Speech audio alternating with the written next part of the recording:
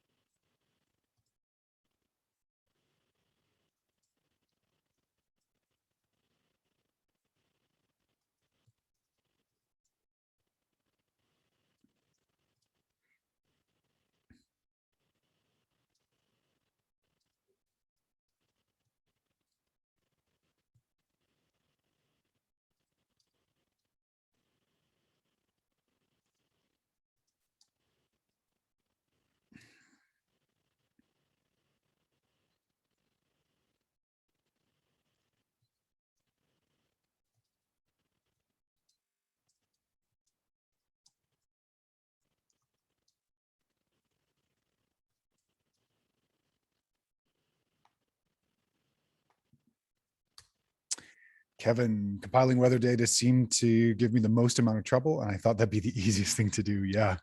And particularly surprising for folks that are in the US. It tends to be folks that are further abroad where it can be problematic. So finding data is not always the easiest thing to do. But again, and I think this is important for us to remember that the data that we collect is just the beginning. It's not everything, it's just where we start from. And it helps, especially when we get to things like water flow analysis and understanding how much water is falling from the sky and then how much our ground potentially can absorb. And we'll get there. We'll get to infiltration rates and how to calculate that and all the rest of it. So yeah, that could be very troublesome. I had a number of clients who were in Africa last year, and as usual, I went with what I normally do anyways, which is reach out to the neighbors and just ask them what their experience of the weather is like and using their measurements and all the rest of it. So nice to see that. Mine was variation of design sites and the range of design constraints. There's been lots of really interesting sites with too much water, too little water, too much salt. And really, I think the main thing to take away from constraints is they're great.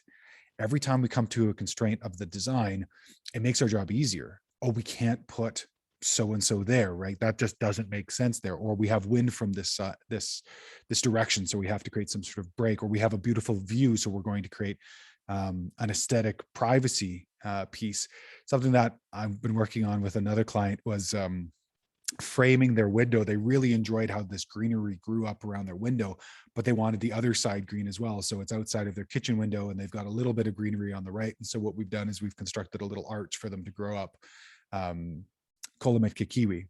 If you're not familiar with the hardy kiwis, Colomitka or Arguda, they're beautiful leaves. I highly recommend you Google them. They have really pink, really cool pink variegation on the outside of the leaves. They're hardy down to zone 2-3.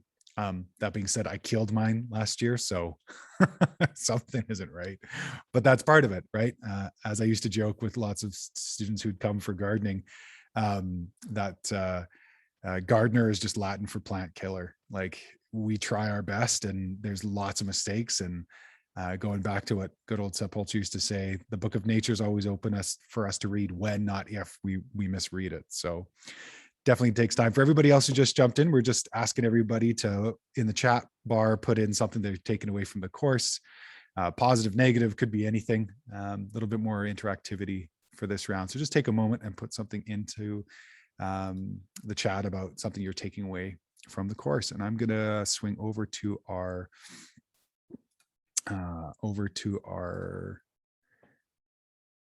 questions.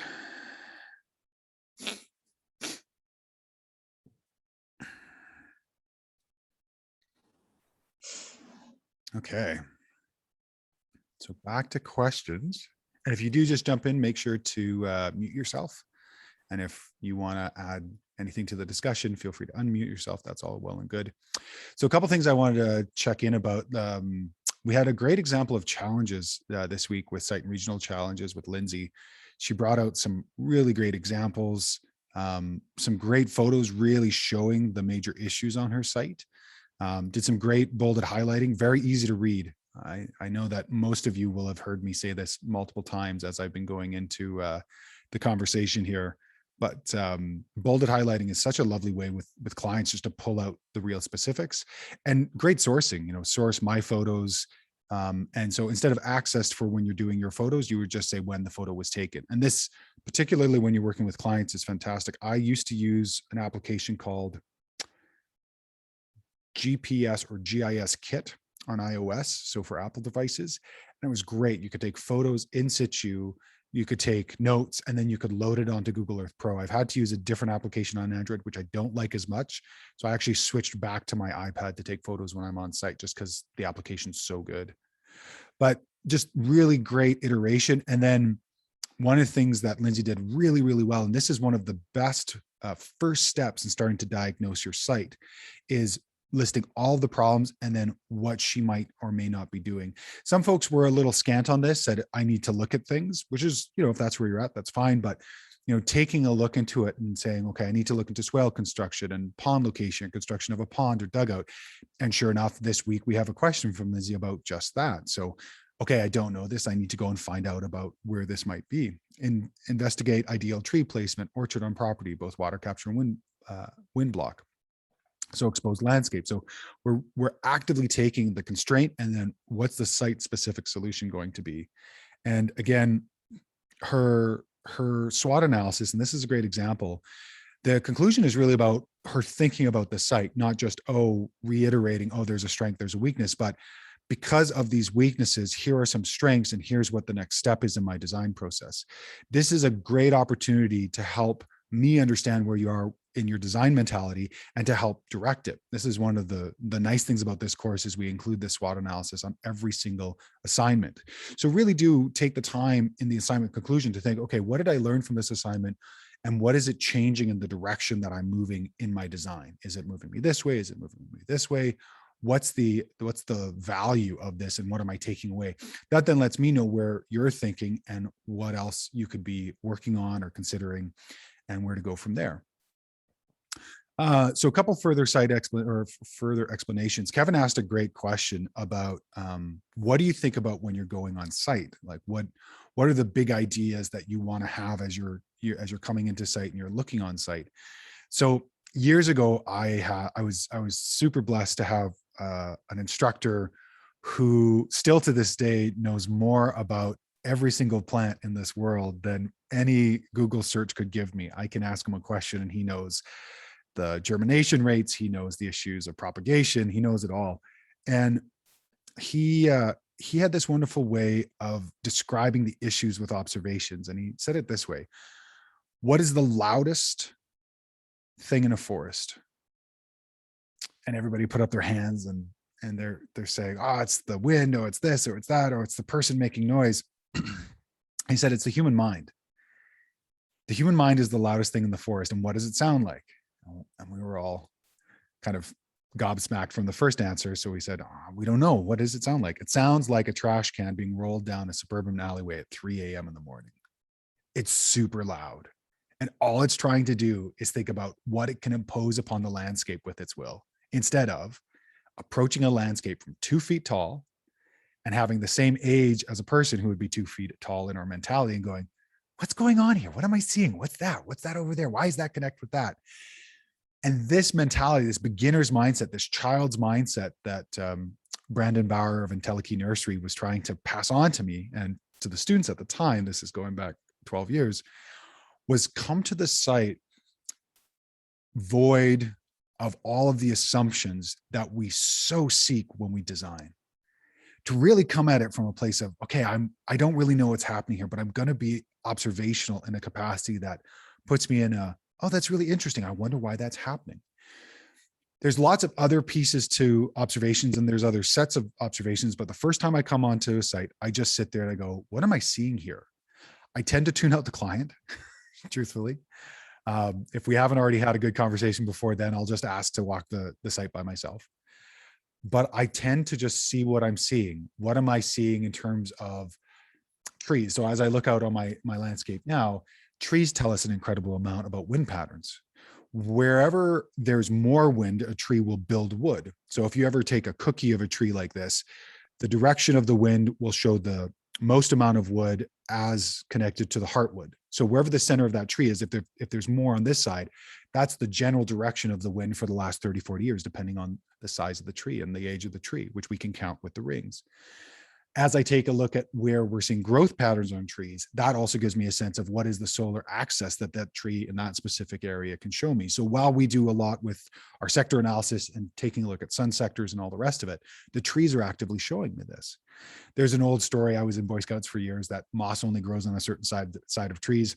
I've proven that many, many times to be wrong, as I've gotten lost many, many times, and that has never been true on all trees. But there's a number of little clues and cues as we're watching our landscapes. When we're taking a look at landscapes, especially remotely, so I've got a client I'm going to go and take a look at next Friday who just wants a walk and talk, which is sometimes what we do as designers. People just want you to walk on the land and give your lens of what you're seeing and transmit it to them, which is great. It's fun. There's no commitment. There's no reports. It's awesome. It's one of the favorite things I like to do as a designer, just walk and talk and see what I'm seeing. But what I'll do beforehand is I'll go onto Google Earth Pro, and there's a wonderful little time marker on Google Earth Pro, and it'll allow me to go back and forth between all the snapshots that Google has taken or has purchased data from. And from that, I can already take a look at, well, where's the vegetation greenest and where is it driest? Interesting. Does it look like it has grazing patterns on it, or is that just due to vegetation or soil or water flow?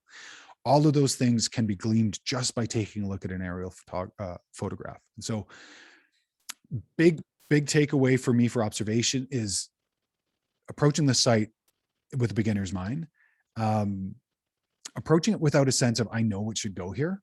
I really try to remove myself from the idea of I know best and I know what's going on here. And then I think the last thing that's really important for me with observation is the very first time I go to a site, I've been doing this more and more, I don't take my notepad, I don't take my camera. I just go to get a feel of the site and just walk it with the client. I try to be on site anywhere from 3 to 6 site visits before I make any recommendations, because you need to see it in a multitude of different experiences.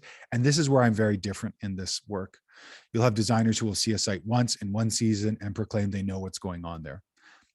I don't do that. I've had too many designs go wrong to know that that's problematic. So the other thing I would recommend is seeing a site as many times as possible and in as many different seasons as possible. This also comes to an often quoted phrase within permaculture, to be on a landscape or to observe a landscape for a year before you make any changes, any massive changes or recommendations. And I have a number of colleagues and friends and clients who have way too much money to give them sensibility that would allow them the freedom to make such a choice, which is unfortunate because they pay for it. They think they have the money to pay for it. I tend to think that we need to use all of our resources wisely. I'm an advocate for the land first in my design work. That means I come onto a piece of land and I'm advocating for the land itself. What does it naturally want to be before humans came upon it? What does it naturally want to be now? What does it naturally want to be afterwards? I'm an advocate for the land first and foremost. Second, I'm an advocate for clients' money second. So sometimes their wants and their desires don't work with their finances, and I'll make a case on behalf of their money. I'm actually not there for their wants. I never am. I'm there to take a look at a landscape from my unique perspective and say, here's what this land wants to be. And in terms of the money you have to put towards it, here's the 1 or 2 things you could do that would greatly improve your goals and your objectives. Sometimes the one thing they want, the herb spiral or the swale or the insert permaculture grocery store item here, isn't the right move for them. And so we really need to take a moment and really diagnose a site. I've said this before, but the major value in the work we do is diagnosis. what is the one or two things that can do well, or what is the root problem? Sometimes just finding the root problem, sometimes taking a look at the mineral cycle, the nitrogen cycle, the carbon cycle, or the water cycle, which is the 4 cycles that holistic management uses to diagnose the attributes of a site. If we can figure out which one of these is broken on site or which one of these is impeded, all of a sudden we're actually focusing our design work upon it. Highly recommend holistic management for anybody who wants to do this at the broad scale and wants to do this as a career. Holistic management and the Regrearion's platform are 2 of my favorite tools. They're open in scope. They have an open mind and an open toolbox. They include as much as they can. And they also see the value in other systems of approach. I find generally individuals in permaculture are dogmatic. They suffer from deification and tend to think this is the only way forward. And we've had enough of these conversations for you to know that I'm much more interested in having a big toolbox and being able to grab the tool I need as we go about. So food for thought on all of that. If there are any questions about that, feel free to either unmute or type yourself into the chat, because I'm going to move on to Richard's question about Azimuth. All right, so let's do that old screen share again. So Richard's question, I don't think I understand what's being asked for with the azimuth of the summer sun and the winter sun boxes. Isn't this always going to be 180 degrees at zenith? Or is this asking for the azimuth of sunrise and sunset? So let's first talk about what azimuth is. So I'm just going to bring up the Wikipedia. Oh, actually, it came up perfectly. This is exactly the image I want. So azimuth, as we're taking a look here, and I'm just going to zoom in and make this nice and big. Azimuth is a measurement of degree on a flat plane using north usually as our 0 of where a degree begins. And so this can be useful for us to know the azimuth of where the sun is. So the sun behind me here has an azimuth of about 175. And then it has an altitude, probably at this time of year, we're probably in the 25, 26 degree range.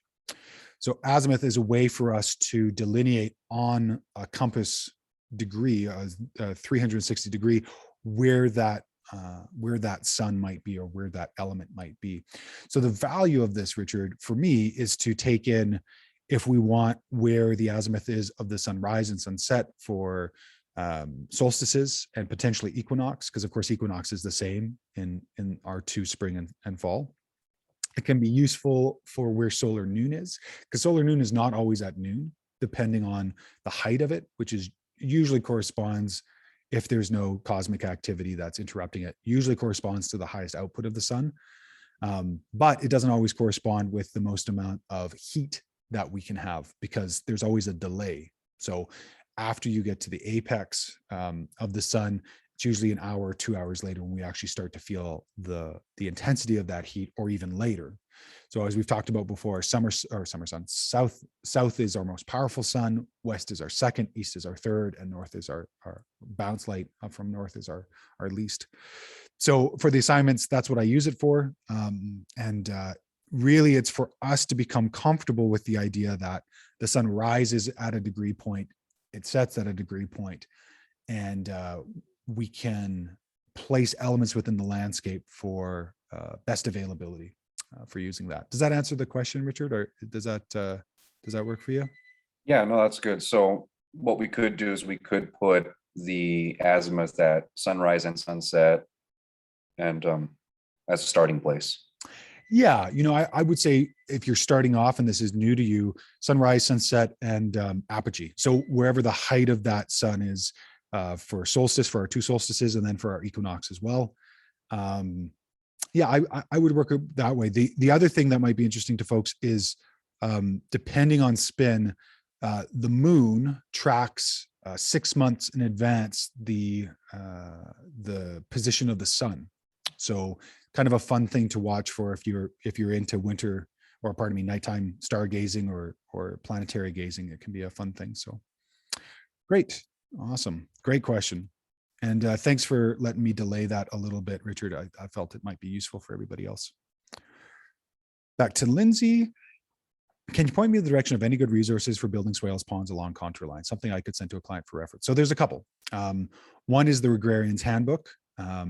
Darren has put together his, I don't know how many years he's been at it, 35, 40 years, into this amazing handbook, which I love. I really, really appreciate it. He currently only has 4 chapters out, but he ended up getting a secret patron who's funded the whole thing, which I love. Nice to put finances into good places. And his water section here, his Regrearion's Handbook water section, Regrearion Handbook, I'm just going to pull it up here, is phenomenal. If you're looking at pond and pond conversation, I'm just going to stop my share and share it back over to the handbooks. Originally, he thought it was going to be this moleskin sized book, but the book is way too big for that. Andrew Jeeves, who originally did the designs and drawings for the Permaculture Design Handbook, has been tasked and is doing a phenomenal job of putting this all together. And let me just pop down to water. Darren eventually will do a full, oh, it's having an issue loading. Darren eventually will do fully connected and hyperlinked. Here we go. So this is a great resource for explaining what key point is, for explaining the keyline geometry. Phenomenal work there. Also showing the difference between different types of layouts and designs, showing what scale is and slope is, and how it affects what we should do on what level. This is definitely moving up in terms of design classification and details. So if this is something that you're keen on, the details and some of the engineering that goes into this, a phenomenal resource. But here's our pond conversation. It begins here, speaking about different types of runoffs, starting with a raindrop into sheet flow, then a rill, a runnel, a valley, a creek, a river, an estuary in the ocean. Taking a look at how raindrops create detachment and break up the sand, silt, and clay, which is what we'll end up doing in the shake jar test. And then it goes into different types of ponds and impoundments, different types of fish conversations, showing where our cut and our fill comes in, how to create such things, showing a little bit more about swales. And this is the nice thing about Darren. You know, Darren is open to all elements, but just is very specific about where those elements might be useful. So this is the different types of dams. So we've got a hillside dam, valley dam, floodplain dam, saddle dam, and crest dam, showing a couple of different ways to create I've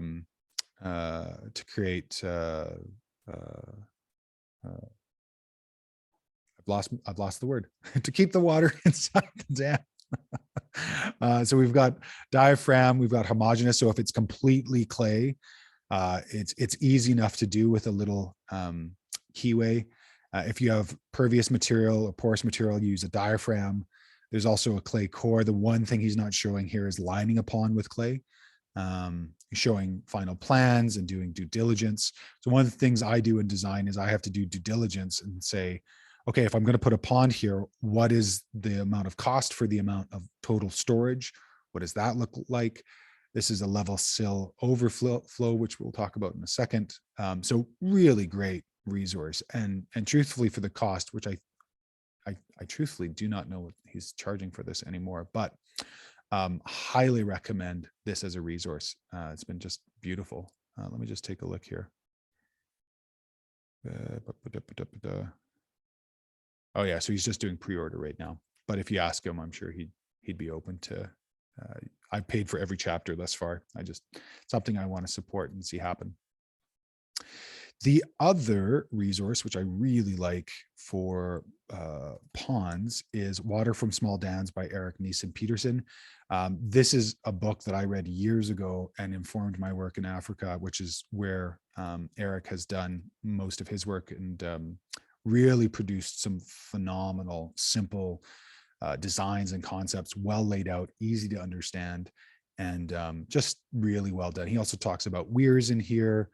And he talks about check dams.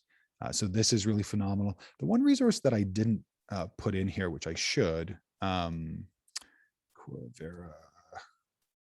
Coalition Erosion Control Guide PDF.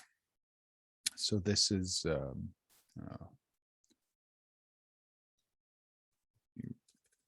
their erosion guide.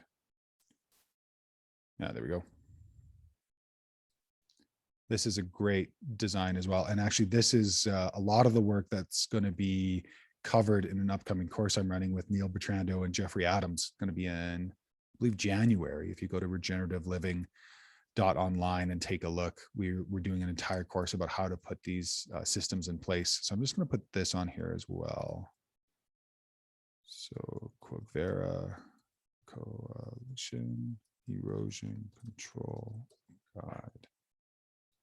Probably spelled that wrong. Spelling is not my bag. Okay. And then the last one is this Regrearion's year-long membership. So Darren has an amazing platform, has a huge amount of value, just a whole bunch of like-minded folks that are doing fantastic work. It also includes access to the Rex, which is a 13-week online farm planning. It actually just started, but you also have access to the previous. You get an hour, 1 hour, 1 off-hour consultation call with Darren. You get the e-handbook, which is valued at 100. Oh, there you go. That's how much it is. The workplace, access to the library, a number of RONs. If you're ever interested in the very best explanation of keyline design, Darren has a RON that's phenomenal for that.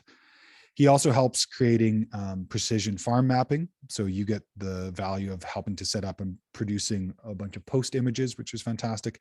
And then you get these 3 trainings, the QGIS mapping training, the forestry training, and the Google Earth Pro training, all for $95 a month for a full year. So that's the minimum for that.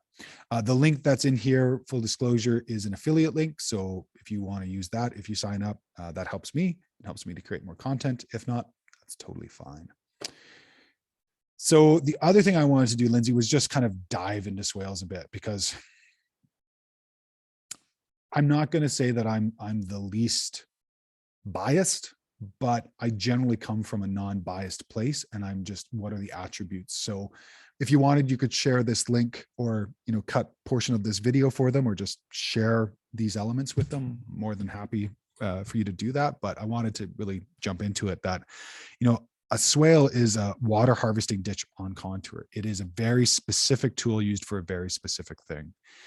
In permaculture, they're generally created as tree growing systems. So when we do design our swales, we're designing them in such a way that they're going to be used for tree growing. And if we don't have trees on them, they can be problematic, because a big part of what a swale is used for is to create some kind of tree growing system.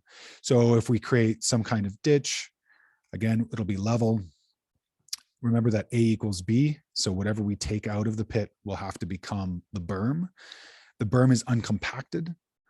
And usually the sizing of this is dependent on a few things. One, if it is a tree growing system, the sizing of this is dependent upon the canopy coverage at maturity. So when we design these systems, we design them for trees to be grown atop of them. I'm going to try and be a little bit more specific. There we go with my drawings. And so usually in our wet climates, we'll plant on berm, or sometimes behind, usually using nitrogen fixing trees on the uphill side, only because leguminous trees will then allow a plume of nitrogen as well. And what we're trying to do is that eventually at maturity, when these trees grow up, they cover the water that will be coming into the swale to guard against evapotranspiration. The other elements for swale size is taking a look at what is the infiltration rate of our soil and what is the potential overland flow. So really, if you don't have sheet flow coming into your site, if you don't have overland flow and you don't have great big precipitable values, and you don't have to recharge any sort of water table, I would be questioning what the value of the swale is. Sure, swales can be used to move water from one place to another. Absolutely. Sure, swales can be used to gather more water for our dam. So say we have a dam and we build our dam and we want to create a swale to increase the amount of water that comes to it. Fantastic. Makes perfect sense. But swale for swale's sake, like anything within permaculture is a problem. That's that deification I was talking about. The one thing about swales that I've come to realize after installing quite a few is they don't redistribute water. Generally, if this is on a valley, so let's say this is our valley. So valleys we denote usually with blue. So I'm just going to bring back my drawings tools here. So if this is, let's say, our valley, and then let's say over here is our ridge, this doesn't necessarily redistribute. It actually just puts more water on that same level. Whereas something like keyline geometry aims to actually redistribute water by putting water from the valleys onto the ridges by going downhill and going across contour. The other thing is they're not a panacea. You can't just stamp a landscape with swales and expect any one of those different cycles, the mineral cycle, the nitrogen cycle, the carbon cycle, or the water cycle to be fixed. They're not for steep landscapes. Terraces are much more appropriate, back-graded terraces. So back-graded terraces are terraces that are not perfectly flat, but they're back-graded towards the slope of the hill. And they're really for infiltrating water into soil and water tables. If you already have a super high water table, a swale is not going to do much for you. You might enjoy the berm because it'll take the planting outside of what is either a saturated or is a nearing saturation field capacity soil level, but it's not necessarily going to do much for you on that. So some design attributes. This was when I took a course with Jeff Lawton down in California about earthworks years ago, is you start with the highest and longest continuous contour on the landscape. And why? Because that's one of the first places you have to access whatever sheet flow might be coming over your landscape. They're ideal for places that have summer rain and are poor drain soils. They can create springs. So this is important. Any place that we start to infiltrate water can create springs downslope. Now, this is a pro and a con. And again, this is where context is king. We really need to understand what our context is. We need to understand that if we create all of these springs downslope, and if we're in a pasture situation, we might have removed potential productive grassland that our animals are feeding off of. Because eventually, as you have this plume here, as we go back to our little design, when this water comes into this area, and again, it'll find level, it'll create this plume. Water plumes in a three-dimensional way. And eventually, if it hits any of the subsoil or a harder material, that water will then come back up and you'll get brand new springs in an area. And if you think about this in our historical context, many settlers came to places and removed all the trees, drained all the soil, because the only thing they could think of was, we have to put down annual cereal crops. The idea of working with ancestral knowledge and working with perennial crops is very much an indigenous conversation, and very few individuals outside of the Mediterranean, Persia, Ottoman Empire, I'm thinking of antiquity now, some places in China have really focused on perennial crops. And I'm talking about it is in its entirety. You'll always find one or two examples in history where one element of one culture figured out that tree crops were useful, but generally speaking, we don't see that.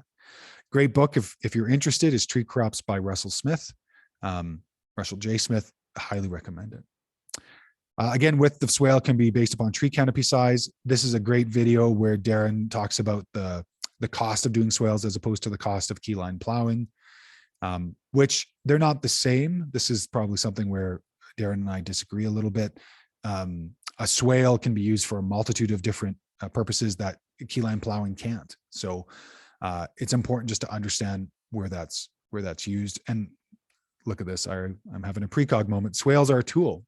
They're hammer, and they're not always appropriate. So we have to be careful about using them. If we're using them to slow and sink water because too much water runs off our landscape, fantastic. If we're using them to grow trees, fantastic. If we're using them to move water from one place to another, fantastic. If we're using them to create shelter belt, which is Lindsay's context, fantastic, especially since most of her trees have been placed along the border of the property instead of working with contour, fantastic. But using them to use them is a problem.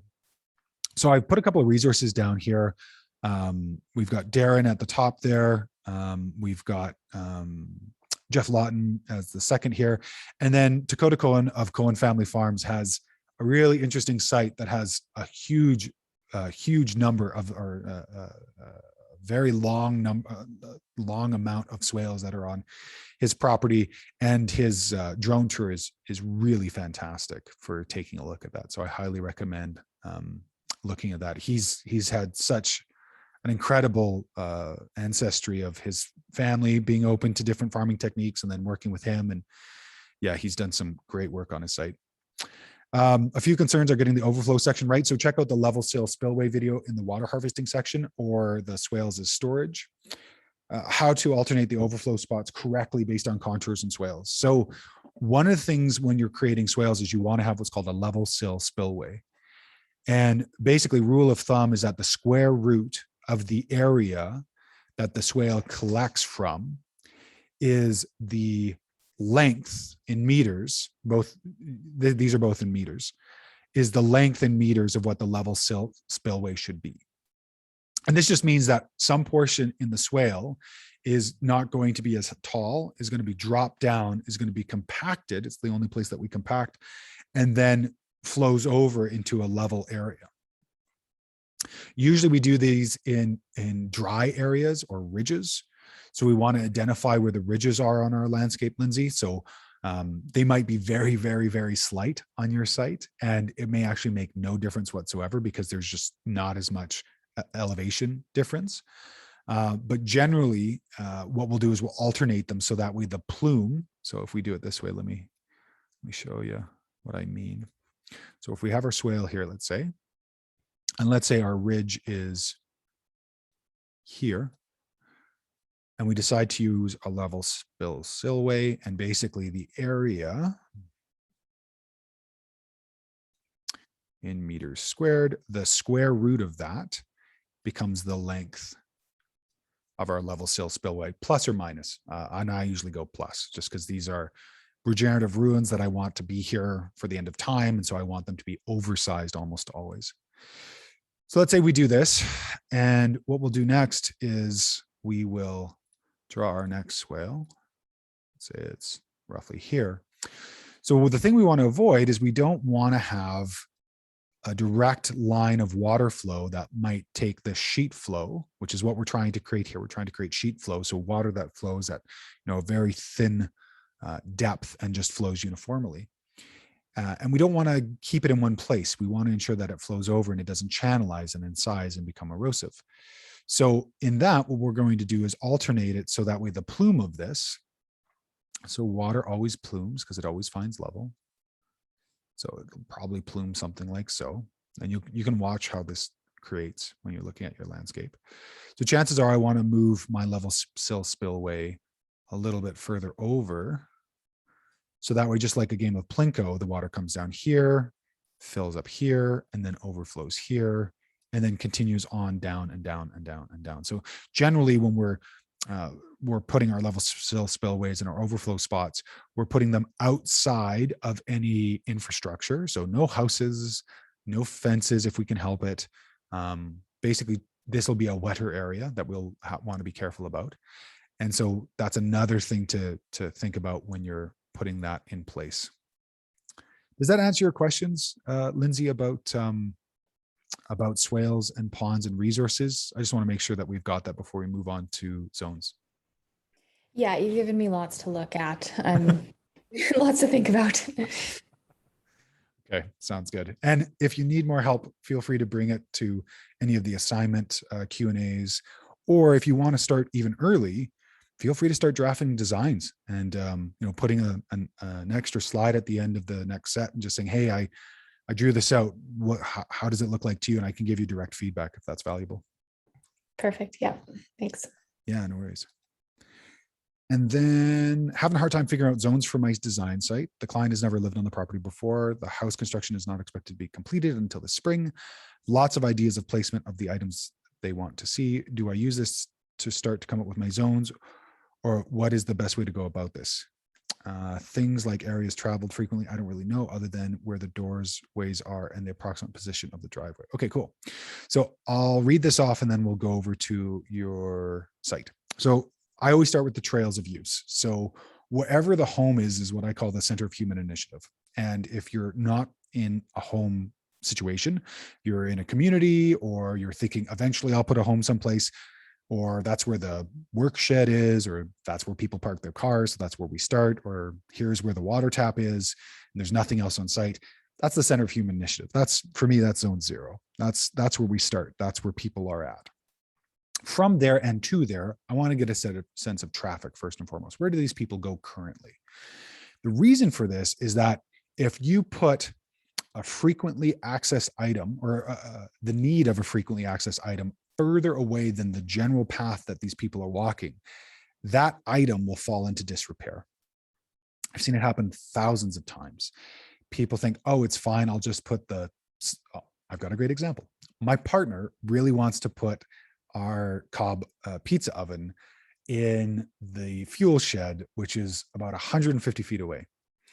And we've had a number of arguments about this, and we've brought in my colleagues to speak about it. But when you put a frequently accessed item further away from the house, it does not become used. In fact, it falls into disrepair, and you usually get more work from it. So for us, I want the pizza oven about 12 feet away from my back door, because it's something we would use quite a bit. So we want to understand where those trails are, and we want to put what the frequency of usage is. Is it once a week, twice a week, 3 times a week? And then from there, we can start to go into our zonation. So zone 1, pretty much every day, right? It's something we go to daily. We're in, we're out. We're always around it. This can also mean, especially if you're looking at the aesthetic side of design, zone 1 is the zone to make pretty. Zone 1 is the zone to create an oasis of the senses. Little trick in the temperate climates, I'll use Ribes odoratum clove currant near the front door because it smells like cinnamon. You want happy clients, put delicious, beautiful plants near the front door, make the entrance phenomenally good looking. So zone 1 becomes that place where we're working with. Zone 2, once a week, twice a week. Zone 3, a few times every other week, sometimes once a month. Zone 4, a couple times a year. And zone 5 is what we're keeping native, so to speak. We're not touching it. So for you, Lindsay, as we take a look at your site, it may mean, because folks are actually only going to and from the main door. Okay, I'm going to go back to your base map here. I'm going to let it load. There we go.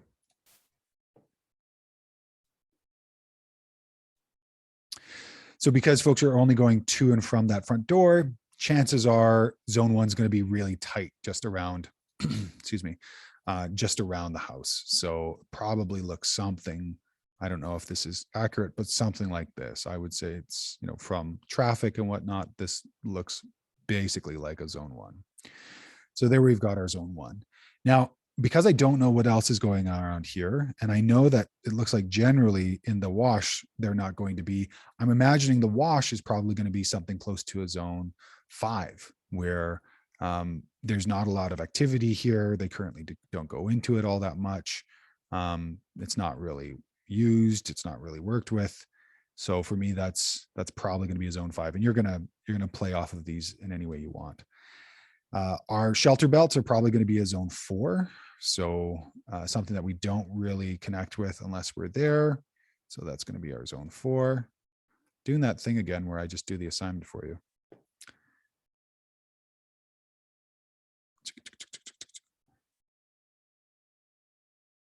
Zone 4. Do a very simple legend. And then zone 1. And notice I'm not using blue or green for this. Why? Green is for vegetation, blue is for water. And then zone 2, they may not have a zone 2. They may not be managing anything on site. There may not be a lot of management. It looks like they are doing potentially a little bit of mowing in this area. Is that right, Lindsay? Or do they just leave it be? They haven't done any clearing of grass other than running like a cultivator up and down the shelter belt. That's pretty much just keeping the weeds away from the trees. The big pile in the middle there, that was all the fill from when they had the basement poured. So it's like bare bones, pretty much everything. Okay. So in that case, I'd probably say that all of this is actually zone 4. So Now, with the shelter belt, because they're still like, I don't know, I want to say manually watering it. Like they've got it, they have to take a tanker over to the neighbor's dugout, fill it up, and then they like hook up to the drip line, and they sort of like do that a bunch of times in a week. I don't know what that would, it's a lot of maintenance they're putting into their trees right now, basically. Yeah, agreed. You have a question about that, or? I was just wondering if, because of the amount of effort they're putting in and the time, would that move it up to like a 2 or a 3? Oh, I see. Okay. Yeah. So they're watering it once or twice a week? I would say, yeah, we've had a pretty bad drought year, so probably Okay. minimum. Yeah. So once or twice a week, I would say that's probably a zone 3 or Okay. even a zone 2 potentially, actually. So we might go back in and give this a zone 2 and everything else is a zone 4, only gone when necessary. Okay. Yeah, great point. I see what you're saying now. Yeah, so something like that. And then maybe no zone 3 on your site. Okay. Does that answer the question? Yeah, that helps. Okay, awesome. Great. Oh, new questions.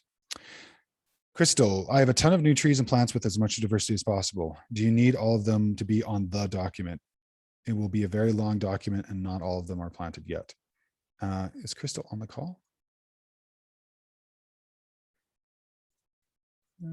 Doesn't look like. Okay. So Crystal, I'm not completely sure if you're talking about microclimates, but generally I like to have as much detail as possible. That makes sense. So in broad scale design, I'm not going to place every single tree on a site. If it's an urban site, I'll try and make sure everything's on site or on the base map as possible. For the microclimate, the only thing we're doing with the microclimate is just asking for 5 identified plants. We don't need to see every single plant. Just 5 is good enough, because we're trying to get you to start to identify and get through the process of identifying plants, because it takes a long time to build comprehension in that. So no, you don't have to do every single plant on the microclimate assignment, but it's good to have as much as possible. And then Nicole, ephemeral ponds, you'd mentioned them a few times before as options for the site. I've researched them a bit, and I think they make sense for this wetland environment. Can you dive a bit more into the depth of how to determine where to place them? Base map. Yeah, great. Thanks for putting in the base map there. Oh, and to the slide. Wonderful. So yeah, Nicole, depending on what you end up doing here for planting, I think this was going to be a cut flower and potentially some perennials. Is that right? Hey, yeah. So, since we are a garden center, we sell a lot of pussy willow branches, red twig dogwoods, dried things like hydrangeas, miscanthus, or I'd be looking into more native grasses like oak grass and things like that. So, and then bringing up that southern tree line to fill in and kind of rehabilitate that far section of the property. So there will be tree plantings more towards the south end, but then everything upwards would probably be more of like a woody shrub or a perennial. Okay, cool. And if I remember correctly, the water, as we're taking, yeah, so basically we've got sort of a wet area that's coming down this valley roughly here. Yes. Okay, cool. So yeah, taking a look at ephemeral ponds here, what I might do is first and foremost get a sense of what, and because you're a commercial outfit, and this is kind of the way I think when I'm doing design work, when I'm looking at a commercial outfit, the first thing I'm thinking about is what is my row width. So what do you usually use for implementations? Like, do you have gators on site? Do you do trucks? Like what are you managing the site with in terms of vehicles? Okay, so Wedgwood is really cool in the sense that most of our labor is done by hand still. Okay. So we basically have fields that have been flattened and tarped over time, and then we grow things in individual pots on top. Okay. For sale. So this is going to be something totally new and different to the business. They've never actually grown things for cut crops. Oh, wow. Cool. Yeah. Cool. Yeah. So in terms of equipment, there are tractors. We do have like a front end loader Bobcat. We rent machinery and larger equipment as needed for projects too. Okay. So yeah, there's some stuff. So what I might start thinking about is what's going to be accessing this and what's going to be taking in harvest. So if you're doing cut and come again, things like red oils or dogwood and pussy willows and things like that, chances are you're going to want to go through, do a major harvest and then go out. And if that's wheelbarrow, fine. If that's truck, fine. But just know what that is, because that'll give us a sense of our sizing and our spacing. But generally, I would say probably a key line geometry here would be helpful, only because you'll want to have a little bit of water distribution here, because I imagine this is probably the wettest portion of the site. Is that right? Yes, that is definitely the low point. And I actually started doing my different cross sections. Oh, great. And so I do see that uniform throughout each individual section that I've taken measurements for. Okay, perfect. Okay. So what I might do is I might start to play with and see if this has value at all, of doing something where, starting in the valley, if we go across and if we go down, something where we're at least moving a little bit downwards. So there we're moving 2 feet down because these are 2-foot contour intervals, and thinking about a planting design like this that will allow us, and if we move up, we can check to see if it has value. This is the thing about design work. You have to go back and forth quite a bit to see if the design works. So this is me showing you process, not me showing you a final design. And I want everyone to keep that in mind, because it's easy to deify these moments. So that looks okay, but I might actually alternate all of them just a little bit further down. So maybe they're a little bit more like so, and then redo that, but something like that. And then probably having a bend that again moves water away from that valley, something like that.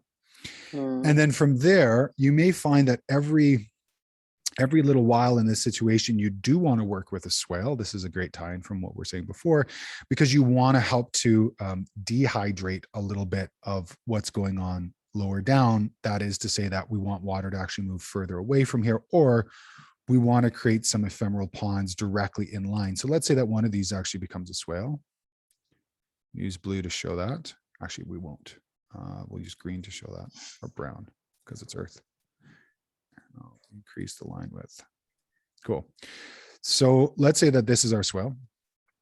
And what we want to do in one area is we actually want to create a little ephemeral pond. We want to create a place for water to soak and sink and soak and sink. Now, if we do that in a valley, we're only going to accentuate the amount of water that's in the valley. And we may want to do that for whatever reason. Because this is a production system, I'm going to guess you probably don't want to do that. And what you'll probably want to do instead is you'll probably want to hydrate further over where there's ridges. So your ephemeral pond might be someplace around here where it's just a little pond that's dug out, isn't lined. So ephemeral ponds are not lined because they fill up in the season. So the way that this would fill up is the water would come in from our drain and would drain all the way over here and then would fill up and soak, and then we'd have to have an overflow in some way, shape, or form. So we'd probably overflow somewhere, maybe here, let's say. And what this does is it creates these little water oases. Now, in your situation, do you ever get long periods of drought? In the summer months we can. So it usually between July and September are the least amount of rain that we get. Okay. So ephemeral ponds might actually be a good implementation for this site, because it could have some areas of wetness or reserve for the areas around it.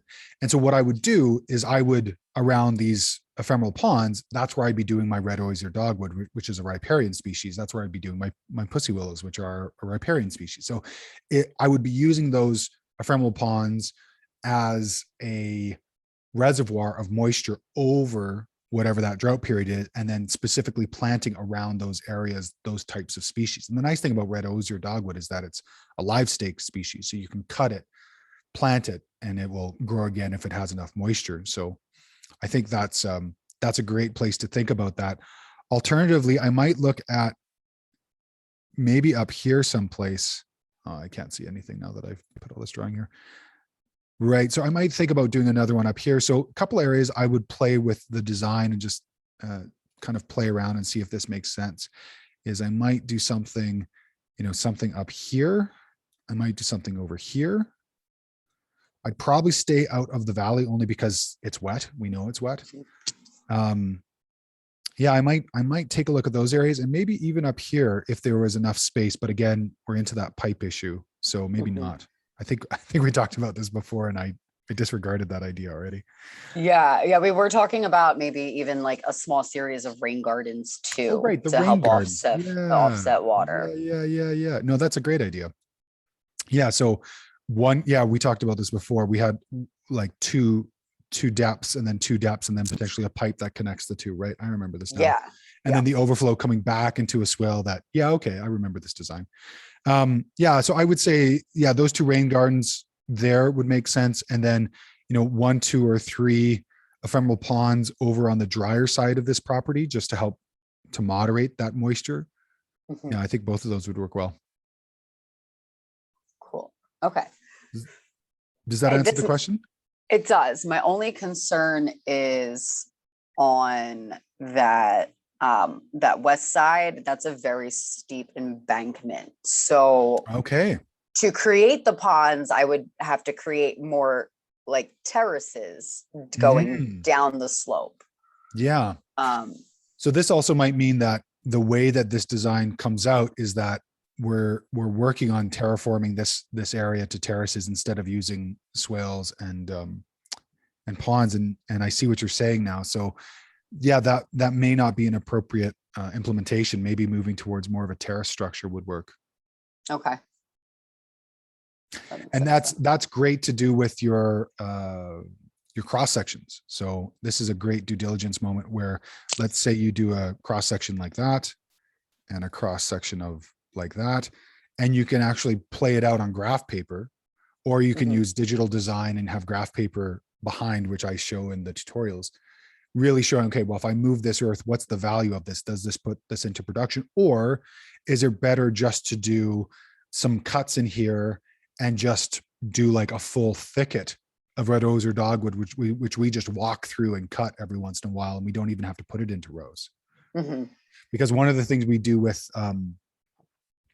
steep areas, and this man's name is, I'm actually going to put it back in the David Polster. So I'm going to put it in here. So David Polster, I'm actually just going to reach out to him to put together a course, bioengineering, fantastic work. And I'm just going to bring up his work. I don't know if I did this before. Did I talk about this before?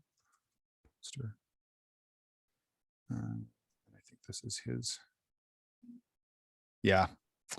So what Dave does is he goes around to very steep embankments and does incredible live staking with red osier dogwood, willow. You can see he's doing it here on the edge of a wetland.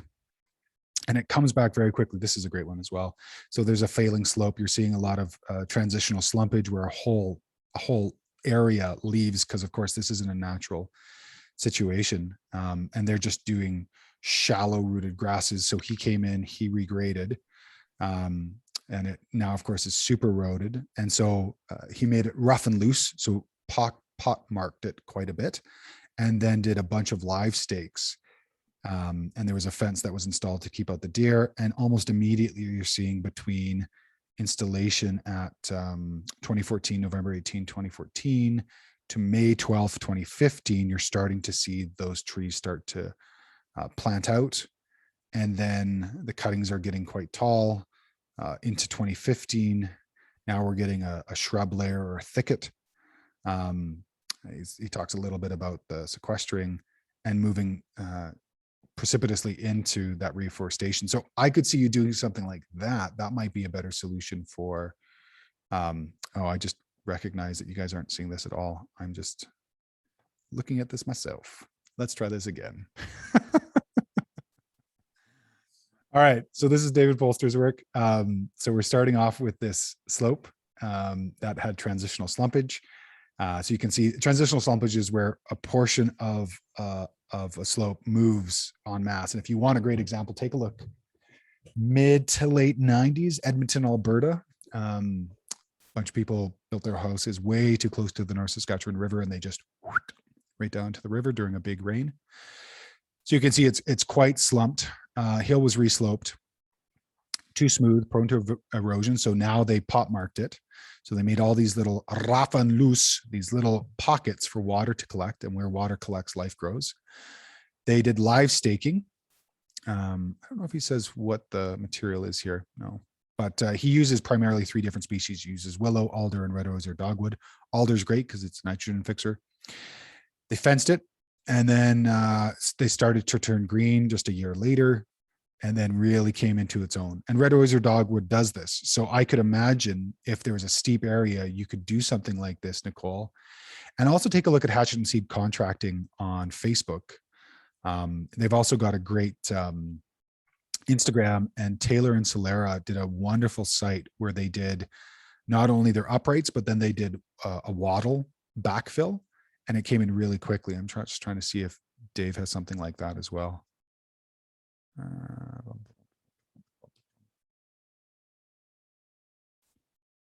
Quick scan, maybe not. He did an amazing site. Oh, here we go. Here's a bit more of his super steep areas where he's basically staking out little places where there's gravel shale. So it's not very easy to do pot marking with gravel shale. So he's using live stakes, specifically with logs, and then growing on the back hillside of this as well. Here we go. Now we're talking. This is what I was talking about. So you end up doing your live stakes, and then you've got your background material or your fill material that's creating a bit of a terrace. So when we get to steeper areas, we may do something like this. The great thing in your situation, Nicole, is that the material we'd be using for live staking is actually a saleable product. So this may be a great combination solution for everything. Does that make sense? It does. That was really helpful. Thank you. Awesome. I'm just going to go back to see if we have any Azas. No. Okay, cool. I'm going to run a little long today. So if you have to go, no worries. But I just want to go through the upcoming assignments, just tips and tricks. So you have to go, feel free to swing back when it's live, and we can go from there. Oh man, the hair's looking beautiful today. It's all that toque head. Oof, nice. Cool. So going back here, going into the report. So microclimate. Okay. Why microclimate? Why is this important? Why should you care about it? So starting to understand microclimates is one of the first delineations in terms of thematic design, which means when we're taking a look at a design, we're coming to the sectors, right? The influences that are coming onto and off of the site. What do we want to accept? What do we want to amplify? What do we want to deflect?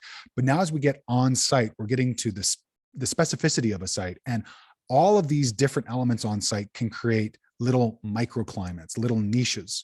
So on the north side of a house tends to be shady, tend to be a little bit more moist. On the south and west side tends to be a little bit more hot.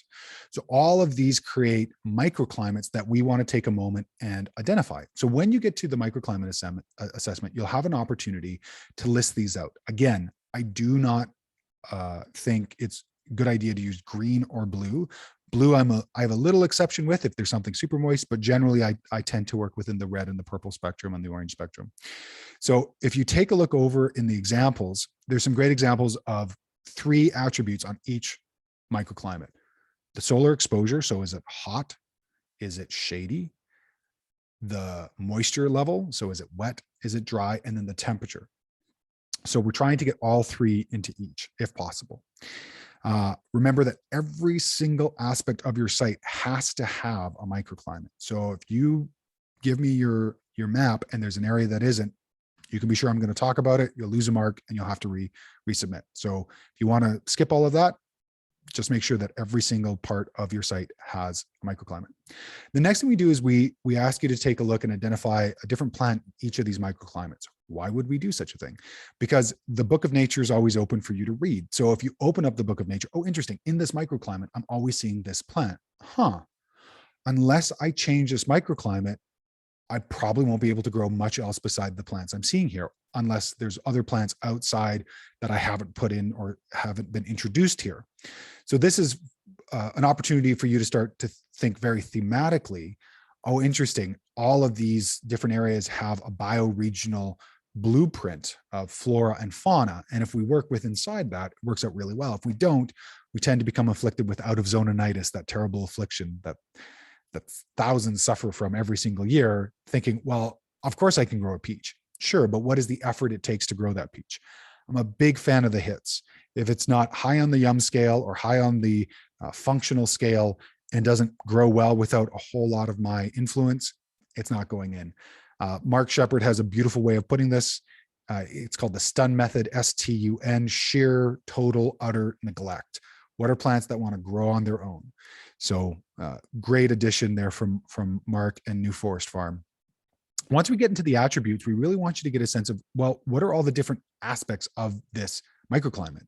Sure, we've got those three big in terms of solar aspect, temperature, and moisture, but otherwise, what is it like? What is the types of plants there? What are some features there? What is the specifics for our site? Is one of these microclimates, does it have more compacted soil than another? So we want to get a sense of that. And then again, from the SWOT analysis, big one here, assignment conclusion, what are you taking away from this for your design? Okay, now that I understand this, I know that, and I'm thinking of Chelsea's site for some reason, it just popped into my mind.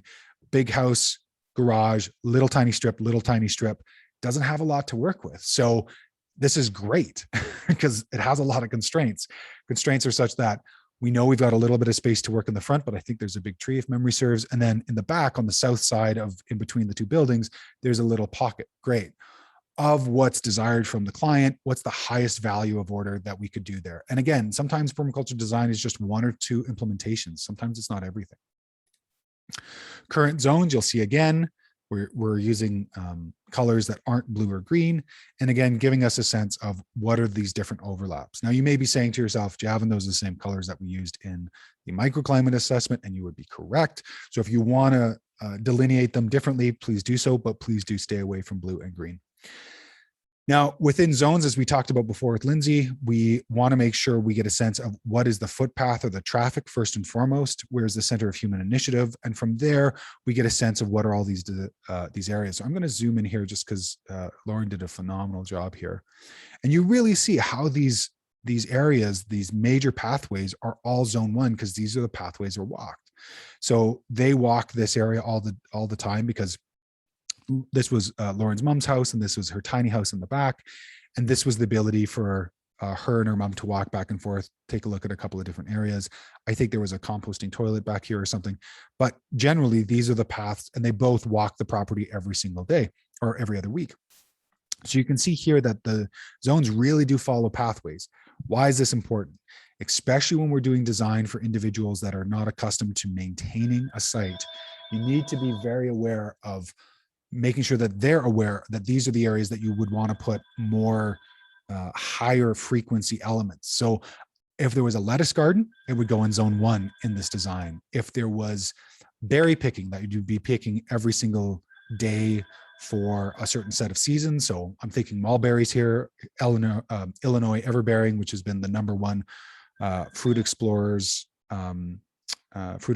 fruit for a number of years because it produces, a bowl full of berries every single day from end of June, early July to kind of mid-September. That would be something else I'd probably put on my walk here. So zones give us a sense of what we might put where as it comes down to a client's objectives. Again, if you do not put a zone on every single aspect of your site outside of your structures, I'm going to make a comment. You're going to lose a mark. You're going to have to resubmit. So just make sure you do that all, and you make sure that you put in each one of your circulatory paths I want foot traffic, so human traffic. I want traffic, so I want vehicle traffic. And if you want, you can put in traffic of animals as well, if there's animals that makes sense. I know I do that, especially for one client I'm working with right now who has a thicket of sea buckthorn and has about a 4-week period where they can't be there because the bears are thick as thieves. So again, that gives us a sense of what we're trying to do in that process. Any questions about those 2 assignments? And feel free to unmute yourself or just put it in the chat. Any specific questions about those assignments or thoughts that you need to be thinking about? Going once, going twice. Lindsay. I have a question. Yeah. I've been having a heck of a time identifying the grasses that are on my site. There's not a whole heck of a lot of anything else. It's just like prairie grass and more prairie grass. And it's kind of stressing me out. And we just had a huge blizzard. So now I can't even go out there and actually see what's going on. Did you take photos? I did take photos, but I'm realizing that like I found some really great resources and that lots of like very descriptive whatever, but I don't think my pictures are quite good enough for that. So I don't know. So a couple options. One, you can go back, remove the snow and pull a couple of samples of the grasses themselves and either press them or take better photos of them. Okay. 2, I would reach out to what's the closest city the site is close to? Regina. Okay. So I'd reach out to either Conservation Society or Naturalist Society or farmer societies or organizations in Regina and basically say, hey, I'm trying to identify some of the grasses here. There may be a provincial or a federal biologist in the area, or you can go to my favorite resource, which is what is this plant on Reddit? And luckily the human initiative to prove other people right produces great results in short amount of time. So usually if I can't figure it out myself, and if the keys that I have, dichotomous keys in the books I have, I don't know if you've picked up Native Prairie Grasses by Lone Pine Tree yet. I'm not sure if I have that one. I found a few really good ones, but yeah, it's just I need to go dig around in the snow, I think, and see what I can find.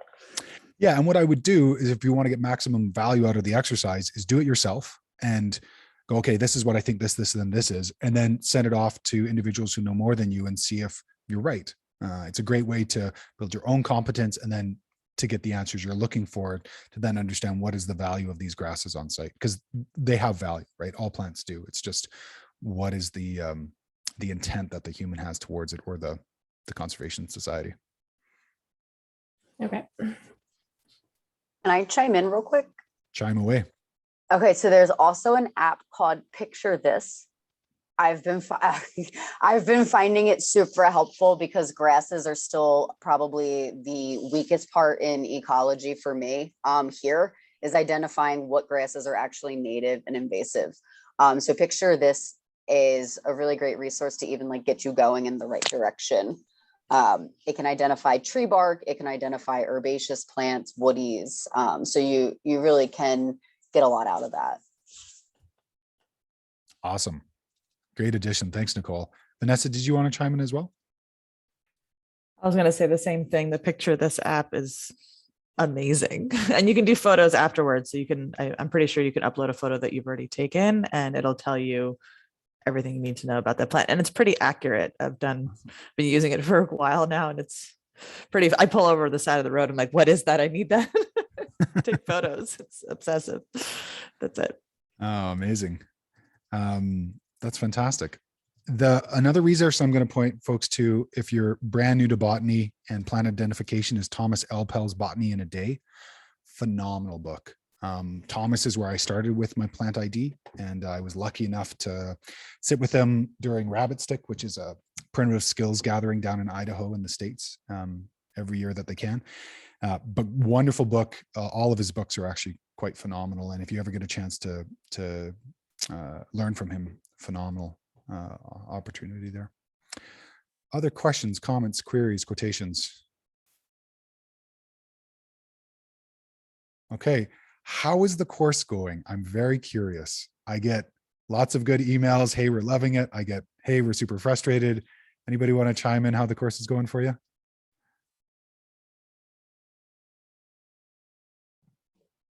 I can. Sure. Lindsay first. Actually, I was gonna say really good. The only part that I've gotten really frustrated in thus far is now the plant identification. So that's really where my biggest hiccup has been so far. And yeah, and I guess the whole swales and all the different kinds and stuff like that, learning about the proper applications of all that stuff is feeling a little overwhelming, but I'm excited to look into what you've given me.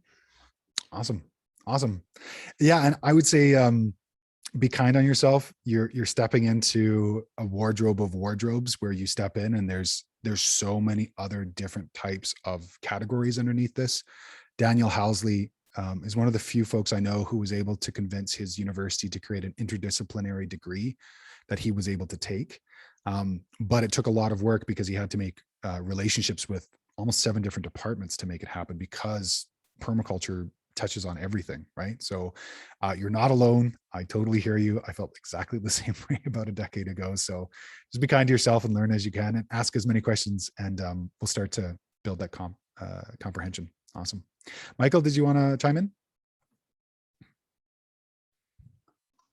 Oh, I was going to say that the hardest part for me is honestly the technology part. Like it's hard to sit on the computer for so many hours because I'm used to being outside all the time. So I haven't touched a computer in years until like this year for this class. So it's been really hard, but I enjoy it. Yeah. It's nice to relearn stuff and know that it's kind of like learning how to drive standard. You know, it's once you know how to drive standard, you can drive standard afterwards. And you may never do it again. I have a number of colleagues that do zero work on the computer. Everything is done on grid paper. It's never pretty. They tell their clients, hey, we don't give designs. We'll show you a rough sketch of what we're doing, but we'll be with machines on site on Thursday. And, you know, that's definitely one way to learn. And it's one of the ways I learned a decade ago, because these were some of my mentors, and you build comprehension with a site very quickly. And it's one of the reasons why, if anybody came here because of my listing on allpointsdesign.ca about this course, I say this is a great first step if you don't have a design focused in-person course to go to, because having a design focused in-person course is phenomenal, right? You get to be with people, you get to read a landscape, you get to be with somebody and see it face to face. But for online, we have to manage with computer, but it is a poor substitute for actually being in a landscape and starting to work within a landscape. So I totally hear you 100%. So bravo for sticking with it. And whatever you can do on pen and paper, mate, whatever you can do on pen and paper is all good, especially if you want to start doing like drawings of images. I did this a lot when I worked in Cuba because my Spanish is horrendous. I brought an old iPad down with me and I took photos and I would draw what I was thinking of doing directly on the image. So if that feels more useful, like just taking a photo of your site, decreasing the opacity, printing it out, and then just drawing with pen and paper or doing transparencies, please do. Like whatever works for you. You do not have to become proficient in the majority of this technology at all. You can just do it by paper and pen. So thanks for that. I appreciate that. Anybody else want to chime in? Go for it, Vanessa. I love the course. I think it's riveting and I'm super excited to be here. I think the only thing I've come up with is there's like a couple of things. Like I know I live in a fire prone area and I want to add fire breaks at some point. I don't know a lot about fire breaks. When do I start looking into them? When do I implement them into my design? I know we're taking it little pieces at a time. Maybe I'm getting ahead of myself. Like I know I want to do rainwater harvesting, but when am I showing you that I want to do that or how I do that? Yeah, totally. So that's my only question. Yeah, it's a great question. So fire breaks, I got big into fire a couple of years ago because I put together a film called Facing Fire, Building Resiliency to Wildfire, and learned not only about a deeper understanding about creating fire resiliency, but also that fire ecologies need to burn. And so much of our tools are about stop the fire, even in these types of courses and the courses I used to take. To the point to where when I show up now to guest teach, they're like, great, can you talk about setting fire to the landscape? Because we're finally realizing we need to play with a full deck. And when vegetation evolved, so did fire. It's really interesting to think about. Before then, we only had friction fire, we only had geological fire, we only had pressure fire. We didn't have wildfire because there wasn't any vegetation. Once you have vegetation, you now have wildfire, and it co-evolves together. And as soon as we hear the word co-evolve, we have to think, wait a second, these landscapes need to burn. So do we burn them, or do we instead think that they're never going to burn? So it's a multifaceted, multi-pronged solution. One is taking a look at a landscape and seeing if you're on a hill, fire moves fastest uphill, moves slower moving downhill. If you are mid-slope, fire moving uphill is probably going to hit the bottom of that landscape quicker, and thus it has a higher fire risk. That then means, how do we remove issues with this? So if you haven't seen it before, there's the fire triangle, and it has three points. It has fuel, it has oxygen, and it has ignition. So generally in design, we're trying to remove fuel. We're trying to remove fuel from the landscape. We're trying to remove ground fuel. We're trying to remove ladder fuel, which is branches up a tree. So that way a ground fire can't become a ladder fire and into a crown fire. And this is really specific and important. Once we get to a crown fire, beyond installing house sprinklers up on the roofs, it's almost impossible to create a really good fire break. Ground fires, hugelkulturs work exceptionally well. Breaks in vegetation up to 15 meters work really well. Gardens work really well because like a tomato is really hard to burn because it's 98% water. So growing gardens is really fantastic. Early burning in the season. So basically in my climate, come the spring, as we have a number of changes in weather and we start to lose our snow, we'll lose snow first on our grass areas. I'll burn those in the spring just because we can get a huge amount of thatch and it's directly around the house. This was great because with my bonus daughter, because she came with a relationship, I didn't have to do anything. She just showed up.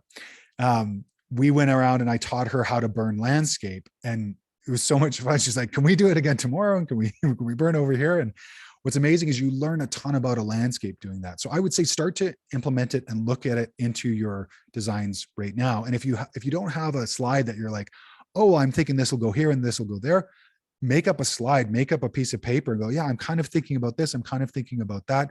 It's a great time to start penciling it out. Iteration in design is so important. One of the reasons why transparency paper in the industry is called bumwad is because you're supposed to use a lot of it. So you're basically using it over and over and saying, oh, I had this idea and I had that idea. And I still use transparency paper. I've moved more digitally as years have gone by, but fire breaks, hugelkultur, grazing management. So one of the things that we moved into over the last couple of years is introducing the horses at certain times of year into the area around the house to grazing management. It also brings a lot of fertility around the house, which we then harvest and use for other areas.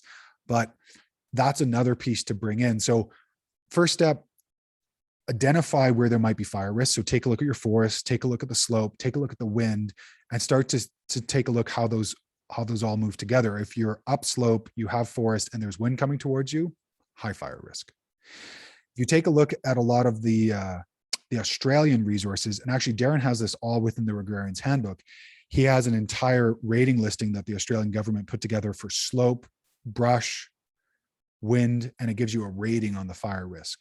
I think generally some of us who've been doing this for too long just see it, and so we don't look at those types of charts, but if you're learning, that'd be a great place to go. And then from there, start to play around with, well, if we put a 15-meter fire break in, would we lose all of the growing area? Okay, well then maybe not devegetating, maybe it's actually putting it into production. And if we are, what can we do that's water heavy as a resiliency piece? Or is it a hugelkultur that can work? And the reason why I keep coming up to hugelkultur is that in 2015, we had a major fire near me, and I watched a ground fire come up to a hugelkultur and stop. And intellectually, I knew that would have happened, but I had to see it to really believe it, because it's a big mass of soil that's wet because the wood underneath it is wet and it's charged up over 3 or 4 years. Don't expect a hugelkultur to work the first year that way, but definitely into year 2 and year 3, especially. That's sort of the magic zone for hugel. So that's a preliminary. There will be a bit more information as the course goes on, but if you want another deep dive into this, or if you have specifics like, hey, here's my site, talk to me about fire breaks, we could do a whole thing in an office hour. I'd be happy to do that. Other questions, comments, queries? Anything about the course? How's everybody doing? Any other thoughts? Yeah, I'll chime in. Mm. Michael, your comment earlier, I can relate to that very much. Just being more hands-on. And it's difficult. A lot of my consultations are customers bringing photos to me. So a lot of it is on the fly and I have to be very visual. So even for me, drawing on paper can get really difficult in trying, let alone technology on the computer. But it does really get easier over time. And I feel like for me, when I'm on site, I can look and see like all these different places and kind of get that going. And then I kind of get tripped up when it goes to getting it on the paper. So I have already like probably like 40 sketches of this site for this class, because it's like, I don't like it anymore. Let's do a new one. So yeah, you're not alone. Awesome. Thanks, Nicole. That's great. Yeah. Ollie, did you want to chime in? Yeah, I was just going to share kind of one of the things that's been hardest for me is working with, I guess, like working with the client, and it's not because like, it's mostly because of me, because I have a they're doing it for me because I wanted to take this class, and so it's like I have a hard time finding like finding the confidence to be like, hey, can we go over this? Can I talk to you more about this stuff? Because yeah, and I guess like another part of it is I would really have liked to do I mean, of course it's too late now, but I would have liked to do a site where I have more to work with than just like a backyard or in a front yard. And so I feel like I'm missing out on some of the things that have to do, like, I think when it comes to the zoning, I might have 2 zones if I'm lucky, because people are just walking in and walking out all the time. And I definitely don't have a 5 or a 4, probably not a 3. And so I'm not really getting the experience I think that I wanted. But it has been really helpful, because I'm thinking about these residential sites as being places where I like eventually I'll know a lot of people who are living in residential sites. And so making those connections will actually, it'll probably be helpful that I have already done one in that sense. So, but that's Yeah. been a psychological struggle for me. Yeah, sure. Well, thanks for sharing. It's I felt similar definitely when I started, because what's most accessible is urban landscape, right? There's more individuals there, and you're slightly eligible for urban landscapes depending on your previous experience than you are working to farm. I've had a number of students over the years that really want to be doing farm scale work, but they've never farmed. And my first recommendation is go and farm. Go as a willing worker on an organic farm, go and be on site. It's a very hard and kind of weird situation where individuals will come out of one single PDC, have done one design site, and have the thought that they're going to tell a farmer how to farm who's been doing it for 25 years. So I say all that to say you're in a really good spot. You're seeing the constraints and the possibilities within an urban site. And what's great is that out of this course, you'll be more eligible for doing work within the urban landscape. And if you want to take it the step further, I'd recommend Toby Hemingway's book, Permaculture the City, or Permaculture in the City. Basically, he takes the concept of permaculture and applies it to an urban landscape, to where he's doing zones for a client in terms of the landscape itself. So the house and the whole site is zone 0. And then as he moves outwards, well, where is the zone 5 for this family if it's not on site? Is it a local park that's been left to go? And just thinking about it in that time scale and in that scope, Also, P.A. Yeomans did an amazing book called The City Forest, which is him applying key lane design to the urban scape, which you might really be interested in. That might give you a bit of that bigger mentality on the smaller scape, but with a bigger sense of, well, how am I going to apply this on this? So I would say that. And then, yeah, any site is a good site to start on. And truthfully, the smaller the site to start on, the better. Do you know the flow state diagram, where at the bottom you have challenge, and on the top you have challenge, and the bottom you have skill, and it's the idea of being in flow state. And if you're too far outside of it, it's overwhelming, and if you're underneath it, it's boring. So I would say try and find places to challenge yourself to bring you back into that flow piece where, oh, it seems kind of boring. It's like, great, use that site as a microcosm of the urban area, and where can they access different elements, and kind of challenge yourself that way, if that makes sense. Yeah, that makes sense. And I mean, not to say I'm not challenged. It's definitely been challenging, and it's just it's not what I was expecting, I guess, and that's fine. And eventually, I don't know, I'm hoping to build the skills that I'm going to need in the future. But also another thing I was wanting to do is figure out more of what I wanted. And I think that the fact that I didn't have a site I wanted is helpful in me getting an understanding of what it's all about, because you won't always have a site that you want, I'm assuming. So Almost all the time. Almost all the time.